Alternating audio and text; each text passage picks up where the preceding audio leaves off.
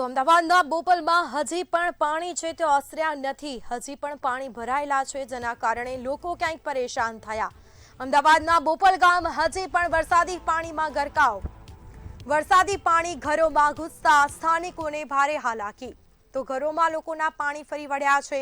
કમરસમાં પાણી ભરાતા વાહન ચાલકો મુશ્કેલીમાં મુકાયા. તો કાંતિ પાર્ક, ત્રિમૂર્તિ, કૃષ્ણધામ, રો હાઉસમાં પાણી. અનેક વાહનો ચાલુ વરસાદમાં પાણી વચ્ચે બંધ પડ્યા. 1 કરોડના ઘર છે ત્યાં, પરંતુ આ સ્થિતિ આપ જોઈ રહ્યા છો. બોપલ ગામમાં હજી પણ વરસાદી પાણી છે તે હજી ઓસર્યા નથી. અમદાવાદીઓના હાલ બેહાલ થયા છે. તંત્રના પાપે લોકો પરેશાન થયા. આપણી સાથે સંવાદદાતા અનિતા પરમાર લાઈવ જોડાઈ ચૂક્યા છે. જી અનિતા, બોપલ ગામમાં હજી પણ પાણી ઓસર્યા નથી. અમદાવાદીઓના હાલ બેહાલ થયા છે. કેવી પરિસ્થિતિ, કેટલી મુશ્કેલી? સ્મિતા, બોપલ ગામમાં દર વર્ષે પાણી ભરાય છે, પરંતુ આ વખતની સ્થિતિ તમને બતાવીએ કે બોપલ ગામમાં ચારે તરફ તમે જ્યાં જુઓ ત્યાં પાણી જ પાણી જોવા મળી રહ્યા છે. બોપલ ગામના સીધા દ્રશ્યો તમે જોઈ રહ્યા છો, જેમાં સીધો જે રસ્તો જઈ રહ્યો છે એ બોપલ ગામ તરફ જઈ રહ્યો છે અને આજુબાજુની સોસાયટીઓ પણ જોવા મળી રહી છે. આ તમામ જગ્યા ઉપર વરસાદી પાણી ભરાયેલા જોવા મળી રહ્યા છે. જેટલા પણ વાહનો અહીંયાથી પસાર થઈ રહ્યા છે, આ બધા જ વાહનો જે છે તે પાણીમાંથી પસાર થઈ રહ્યા છે અને મોટા ભાગના વાહનો તો બંધ પણ થઈ ગયા છે.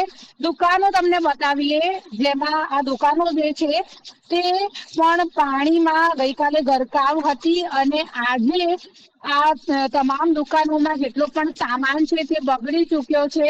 અહીંના જે વેપારીઓ જે છે એ લોકોને કાળા પાણીએ રડવાનો વારો આવ્યો છે. લોકો જોઈ શકો છો તમે, બોપલ ગામ તરફથી જે પોતાના જીવન જરૂરિયાતની વસ્તુ લેવા માટે તેને ઘરની બહાર નીકળતા હોય છે, તે આ લોકો જે છે તે પણ ઘૂંટણસમા પાણીમાંથી બહાર આવી રહ્યા છે. આનાથી આગળ જઈશું તો કમર સમૂહ પાણી જે છે તે ભરાયેલું છે. અહીંના સ્થાનિકો છે જે લોકો ખૂબ જ હેરાન પરેશાન થઈ રહ્યા છે. આપણે એમની જોડે વાત કરીશું.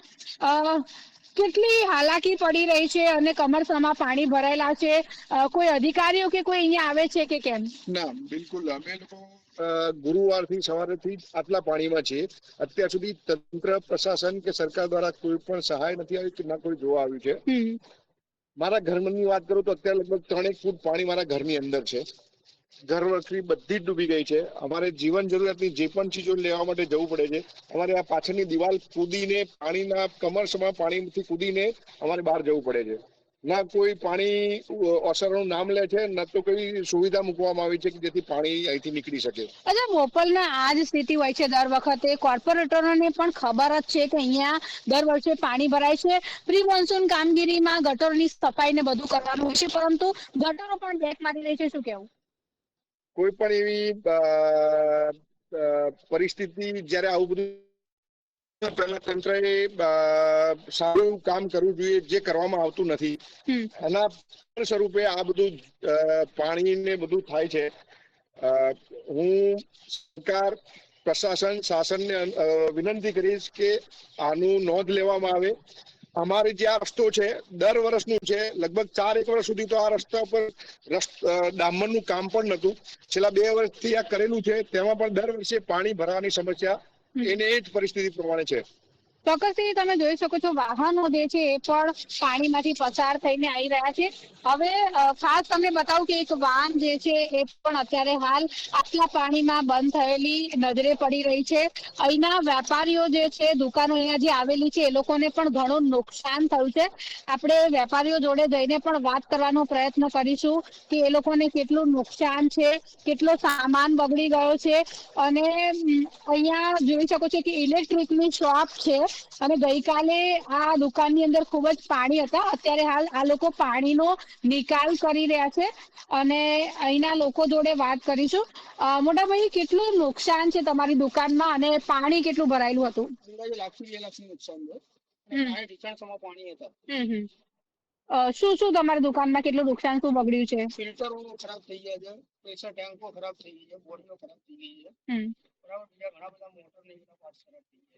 તંત્રને શું કેવું છે ભાઈ? તંત્રને શું કેવું છે કે પાણીનો જલ્દી નિકાલ કરો. 4 દિવસથી પાણી ભરેલું છે, એનો કોઈ જાતનો નિકાલ થતો નથી.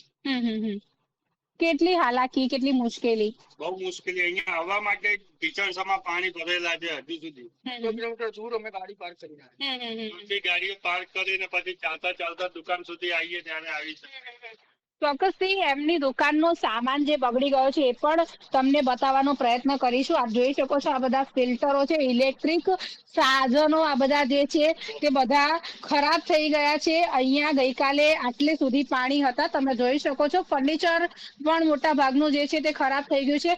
વેપારીઓને લાખો રૂપિયાનું નુકસાન આવ્યું છે. આપ જોઈ શકો છો આ બધી જ વસ્તુ પાણી જોવા મળી રહી છે. આ બધી વસ્તુ ઉપર મૂકી દેવામાં આવી છે, પરંતુ આ બધી જ વસ્તુ જે છે તે પલળી ચૂકી છે. ઇલેક્ટ્રિક નો સામાન બધો અહીંયા જોવા મળી રહ્યો છે અને આ તમામ સાધન સામગ્રી જે છે તે બગડી ચૂકી છે. આપ જોઈ શકો છો કે આ બધા જે બોક્સ મૂકેલા છે આની અંદર ઇલેક્ટ્રિક સાધનો છે અને આ બધી જ વસ્તુ જે છે તે ખરાબ થઈ ગઈ છે.